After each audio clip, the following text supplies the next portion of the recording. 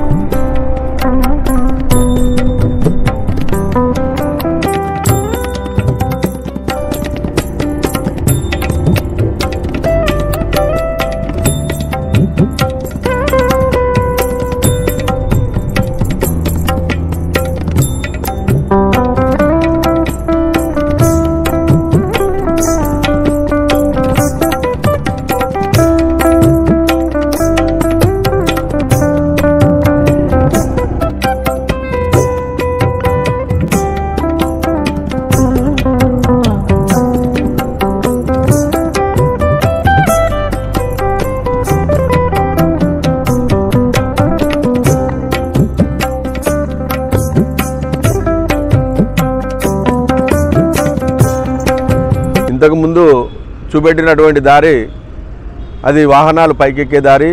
ఇదేమో భక్తులు భక్తితో మొక్కుకొని ఈ మెట్ల మార్గంలో వస్తే దేవుడి కోరిన కోరికలు తీరుతాయని చెప్పి ఈ మెట్ల ద్వారా వస్తారు. చాలామంది భక్తులు ఈ విధంగా వస్తూ ఉంటారు.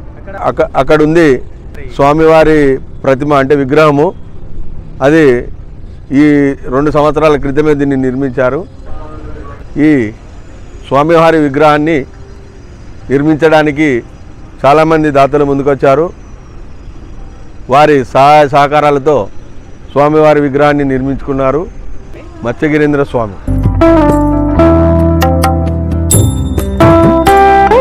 దీనికి సహకరించినటువంటి దాతల పేర్లు: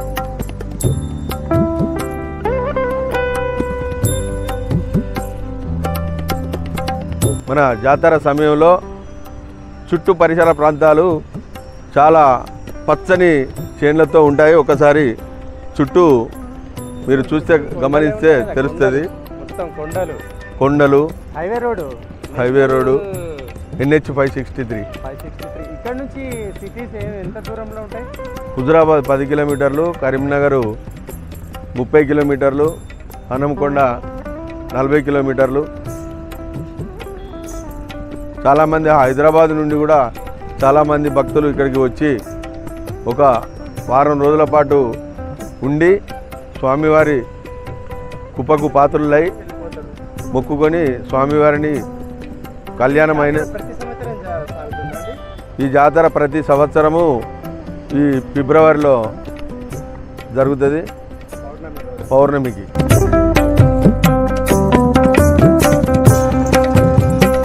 ఆది మధ్యాంతర రైతుడు కోరిన కోరికలు తీర్చి కొంగు బంగారం చేసే శ్రీ భూదేవి నీలాదేవి సంస్థ శ్రీ వెంకటేశ్వర స్వామి వారి యొక్క పంచానిక బ్రహ్మోత్సవ ఆహ్వానం కార్యక్రమాల్లో భాగంగా స్వామివారి యొక్క ముఖ్య కార్యక్రమాలు తేదీ 8/2/2025 శనివారం 11:45 శ్రీ భూదేవి నీలాదేవి సమేత శ్రీ మత్స్యగిరీంద్ర స్వామి వారి యొక్క కళ్యాణ మహోత్సవం కనీ విని ఎరగని రీతిలో అంగరంగ వైభవంగా జరుగును. కావున భగవద్భక్తులందరూ అధిక సంఖ్యలో పాల్గొని ఆ స్వామివారి యొక్క కళ్యాణాన్ని తిరిగించి ఆ స్వామివారిని దర్శించుకొని కృపకు పాత్రలు కావాల్సిందిగా కోరుచున్నాము.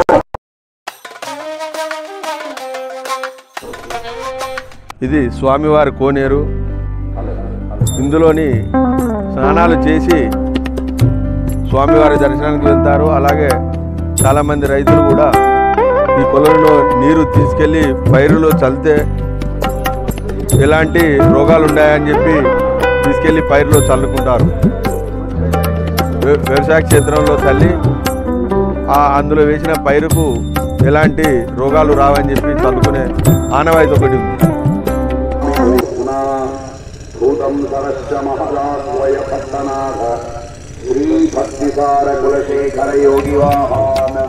ఈ రథంలో స్వామివారిని ప్రతిరోజు మాడవీధుల్లో ఉత్సవాల భాగంగా రథయాత్ర చేయించుకుంటూ జాతర అయిపోయిన తర్వాత ఊర్లో కూడా తిప్పుతారు. ఇది ఒక డోనరు బహుకరించారు. ఇప్పుడు మీకు కనిపించేటువంటి దుకాణాల సముదాయం ఇది. స్వీట్ హౌస్లు కానీ ఆట వస్తువులు కానీ ఈ ప్లేస్లో ఇంకా అన్నీ వచ్చాయి. ఇంకా చాలా వరకు రావడానికి సిద్ధంగా ఉన్నాయి. ఇది నవగ్రహ మండపము. దీన్ని కూడా డోనర్స్ కన్స్ట్రక్షన్ చేశారు. దేవుడి సన్నిధిలో ఉండేటువంటి నవగ్రహ మండపం.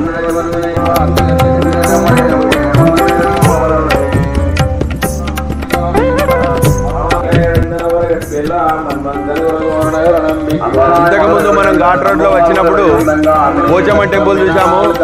అలాగే ఇదొక హనుమాన్ టెంపుల్, ఆ పక్కనే ఒక శివాలయము, దాని పక్కన కళ్యాణ మండపం, దేవుడి కళ్యాణం జరిగే కళ్యాణ మండపము మీరు చూడొచ్చు.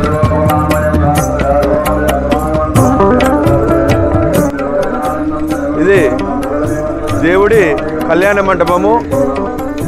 రేపు జరిగేటువంటి కళ్యాణము ఈ కళ్యాణ మండపంలో స్వామివారి కళ్యాణం జరుగుతుంది. అలాగే ఈ పక్కన ఉన్నటువంటి శివాలయం.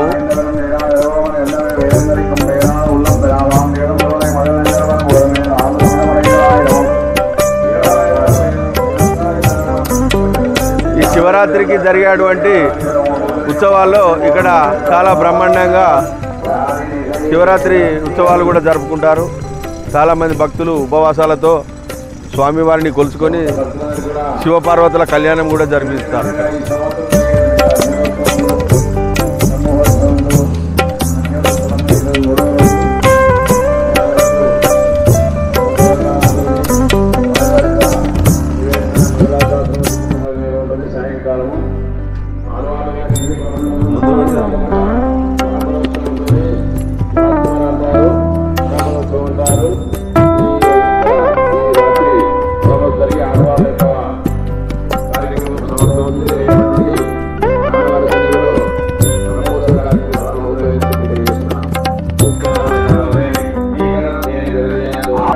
మనము స్వామివారి సన్నిధిలోకి వెళ్తాము.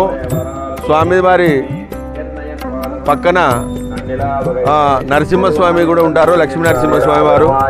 ఇప్పుడు మనం మెయిన్ టెంపుల్లోకి వెళ్దాం.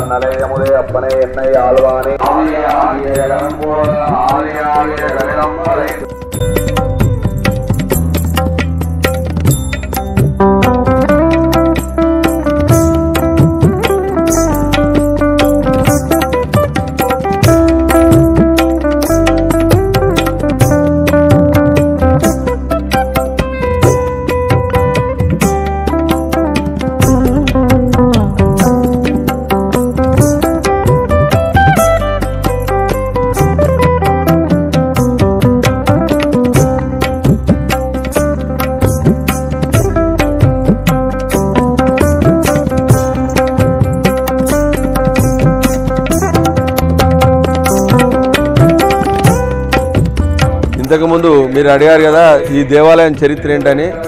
దీనికి సంబంధించిన పూజారి గారు దీని వివరాలు అంటే అన్ని స్వామివారి గురించి మీకు చెప్తారు. జై శ్రీమన్నారాయణ, జై జై శ్రీమన్నారాయణ.